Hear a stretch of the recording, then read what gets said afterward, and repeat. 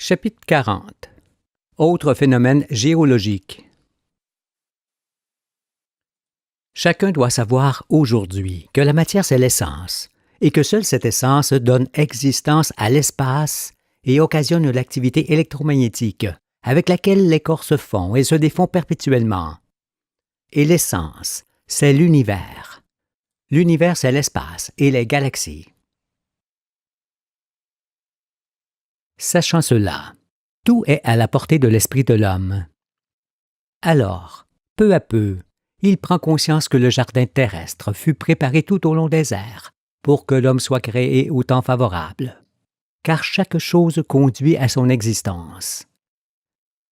C'est pourquoi, en ayant l'activité électromagnétique pour origine, les astres et les êtres ont ensemble une histoire commune, qui est entièrement montrée par la spirale du chemin de la vie.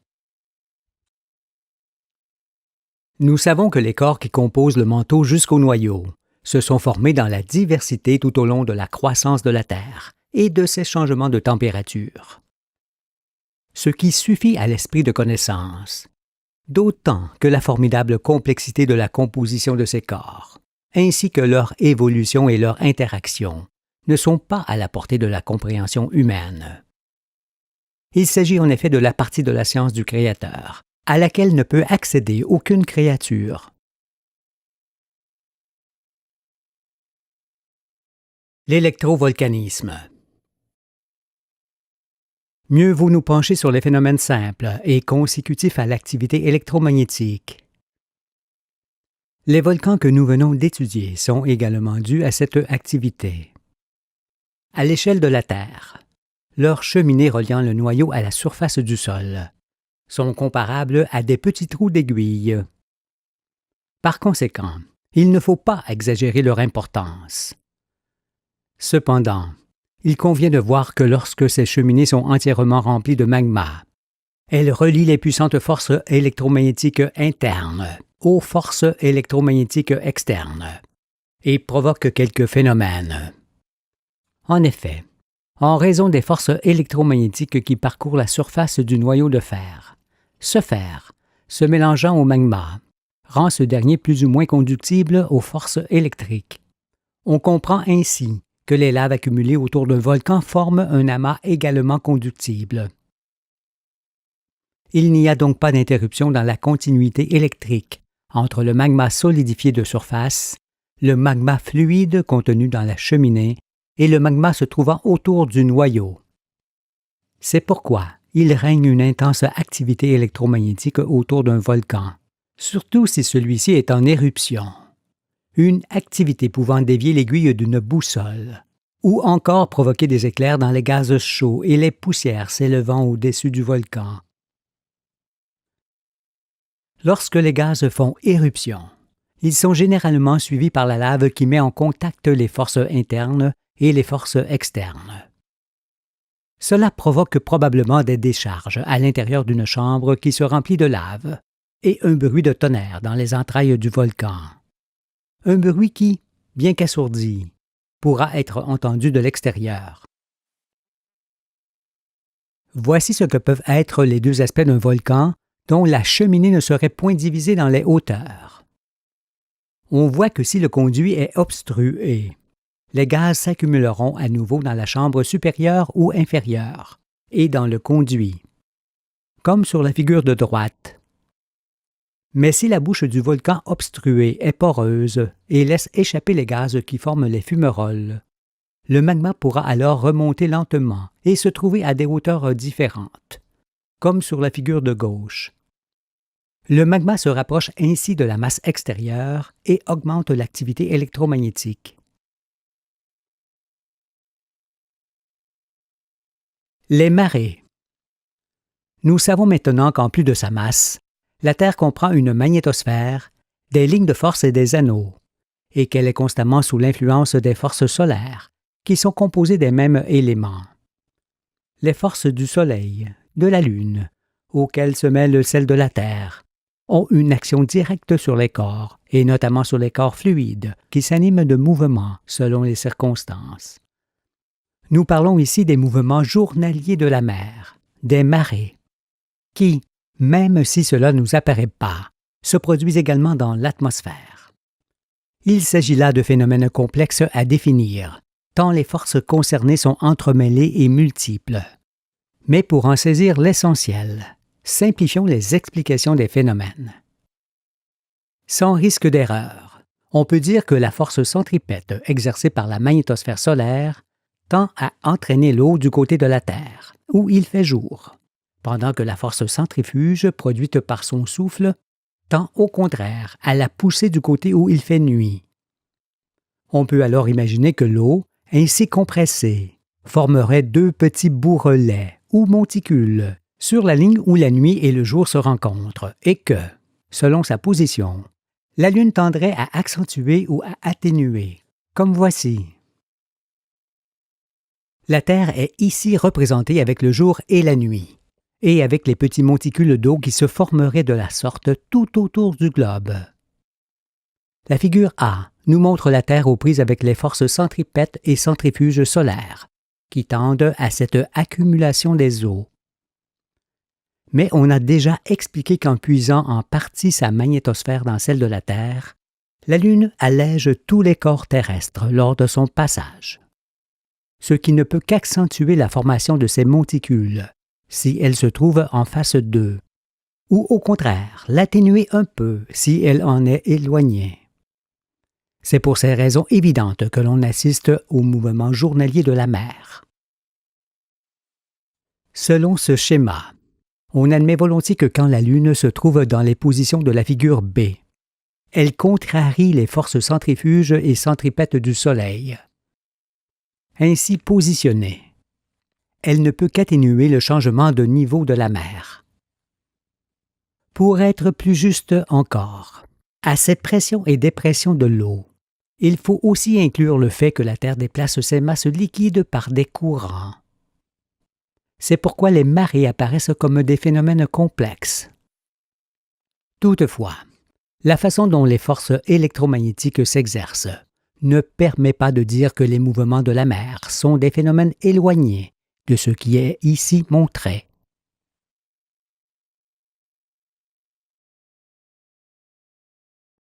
Autres phénomènes et formes de la matière. Indépendamment de ce qui précède, on entend souvent dire que les galets sont la conséquence du passage de l'eau sur les pierres. Cela n'est pas entièrement exact, car leur forme arrondie n'est pas due au contact de l'eau. Non, ce qui les use de la sorte, c'est le sable que le courant transporte, ou encore la force de ce courant qui les fait rouler, comme on le constate également en bord de mer, où cette fois, c'est l'action des vagues qui provoque leur mouvement et leur usure. Quant aux gros galets que l'on trouve dans les vallées, ils furent le plus souvent de grosses pierres arrachées au sol rocheux sur lequel se mouvaient des glaciers, ou par des torrents impétueux du commencement du secondaire. Ces pierres furent longtemps roulées et prirent les formes arrondies qu'on leur connaît. La plupart datent de la période diluvienne du début du secondaire et de la période glaciaire du début du tertiaire. On trouve aussi des nodules au fond des bassins et en grande quantité dans l'océan Pacifique. Ces corps solides, aux formes arrondies, se sont formés essentiellement lors des mouvements des couches du sol qui se contractaient. Ils ont pour origine un os ou une dent de poisson ramollie par la chaleur du fond des bassins, notamment au voisinage des dorsales, qui roulèrent à plusieurs reprises en s'enrobant de minéraux divers. Car, avec les fréquents bouleversements du sol et l'intense volcanisme marin qui eurent lieu antérieurement, les minéraux étaient autrefois plus abondants dans l'océan qu'ils ne le sont aujourd'hui. Ces nodules, composés de métaux divers, roulèrent souvent sur le fond qui se déplaçait parfois très vite, comme ce fut le cas le jour où la Lune percuta la Terre, ou encore durant les périodes de contraction des couches saisies par le froid. Il est donc naturel que ces corps se soient formés en s'enrobant de matières qui furent différentes selon les périodes, qu'ils soient arrondis et aussi qu'ils se trouvent dans les parties basses des bassins où ils se localisèrent en roulant. Ils témoignent également du déplacement des couches du fond des bassins et que les formations du relief et des dorsales sont bien telles que nous les avons montrées. La formation fait également apparaître que les matières organiques des ères précédentes furent parfois enfouies dans les couches plus profondes et plus chaudes du manteau qui se contractaient. On imagine fort bien que si des forêts entières ou encore de grandes étendues de plantes aquatiques furent englouties, parfois profondément, ce ne put être qu'en raison des mouvements rapides du sol, car ces mouvements avaient quelquefois pour conséquence d'enfouir les couches de surface dans les couches très chaudes des profondeurs. Ainsi enfouies profondément et longuement échaudées, ces matières organiques devinrent du charbon, du gaz, du bitume, du pétrole et autres produits fossiles que nous trouvons de nos jours. Et lorsqu'on sait que les rétractions des couches du manteau faisaient venir la terre du fond des bassins, où les dépôts organiques étaient abondants, et aussi que l'arrivée de la Lune engendra d'énormes raz de marée, il n'est plus mystérieux de trouver des corps marins fossilisés sur les montagnes. Eux aussi portent témoignage sur ce que furent les époques antérieures que nous avons développées.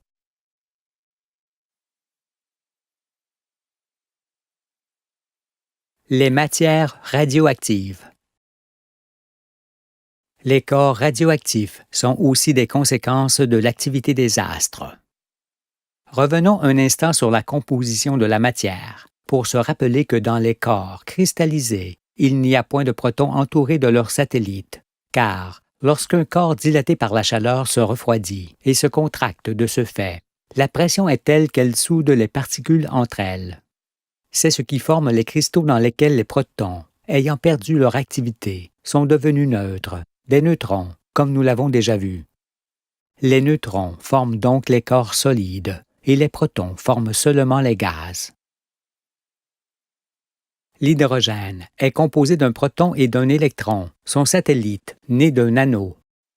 Avec sa magnétosphère, ce proton peut se lier à un ou deux neutrons et former ainsi ce que l'on appelle les isotopes.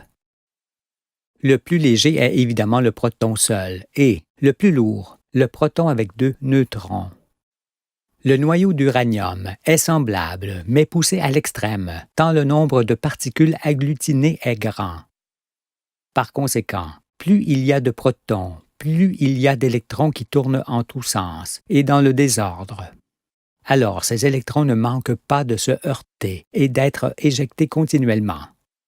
Mais sitôt chassés, sitôt ils s'en forment d'autres, au même endroit, par saturation immédiate de l'anneau duquel ils furent chassés, se heurtant ainsi à d'autres noyaux auxquels ils arrachent des particules qui sont à leur tour projetées.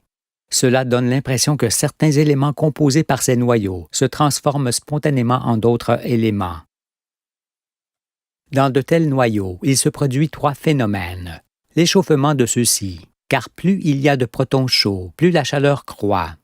L'éjection continuelle d'électrons qui se reforment au même endroit, et la production d'ondes que toute cette activité engendre. Mais ce sont ces projections de particules qui sont les plus dangereuses, car elles peuvent traverser les êtres. Étant immédiatement remplacés par d'autres naissances, les électrons chassés ne diminuent pas leur nombre.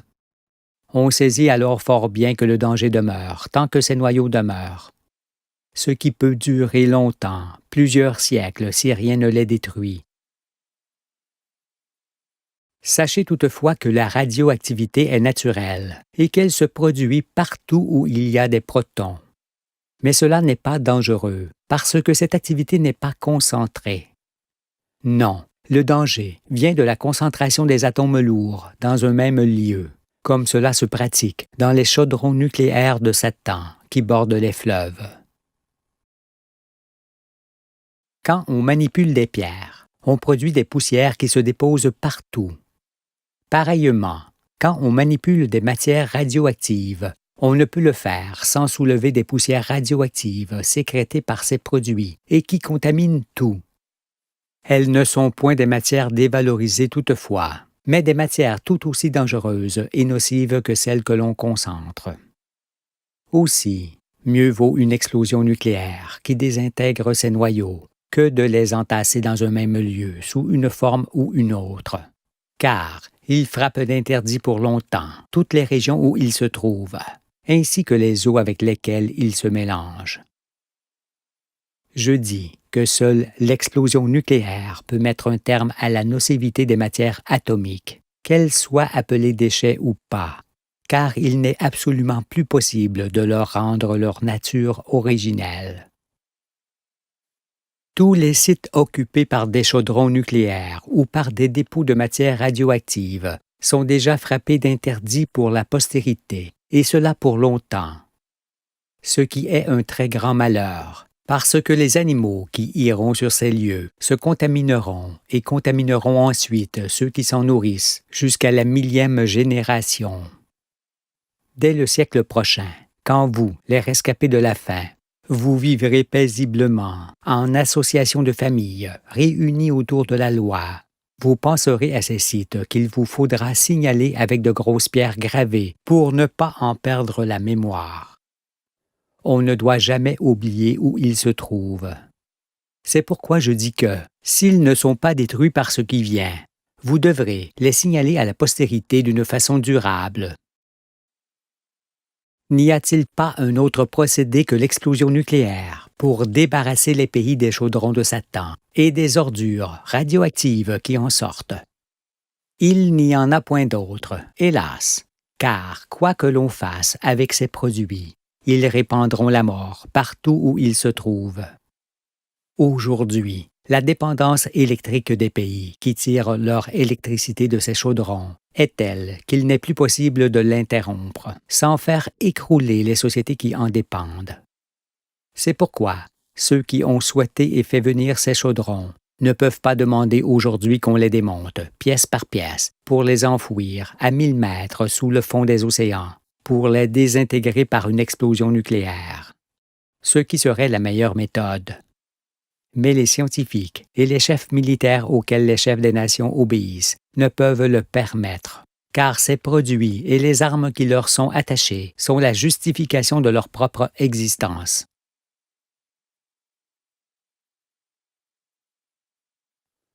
Les phénomènes aux apparences mystérieuses.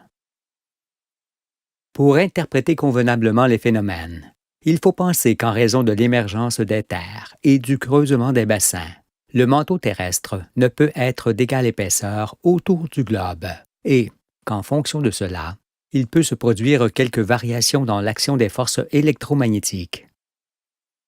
Car certaines zones, comme le fond des bassins, les abysses, les plaines, les volcans, les dorsales, et partout où le magma n'est pas très éloigné de la surface du sol, sont susceptibles de provoquer des phénomènes aux apparences mystérieuses.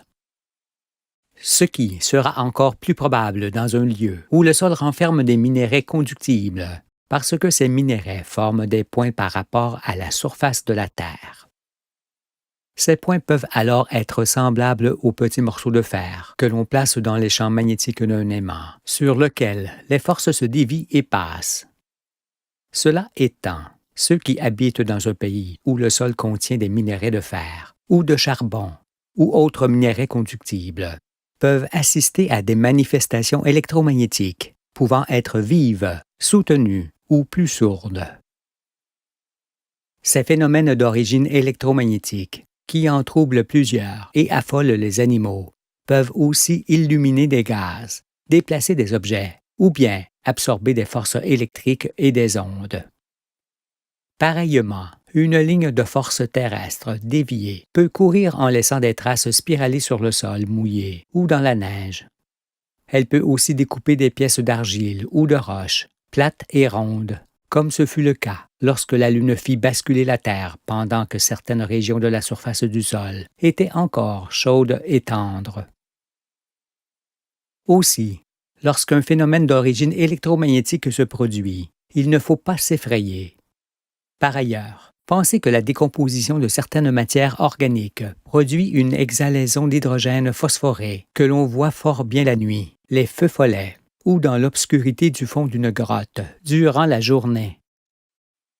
Là encore, il ne faut pas en conclure qu'on a vu un fantôme, ni prétendre, comme le font les membres de l'infâme, qu'il s'agit de quelque manifestation de personnages de l'Écriture. Abstenez-vous-en, car les apparitions de fantômes ou autres entités n'existent que dans l'imagination des gens d'une grande faiblesse spirituelle, qui sont alors des proies faciles pour ceux qui les exploitent. Le climat au soir du monde.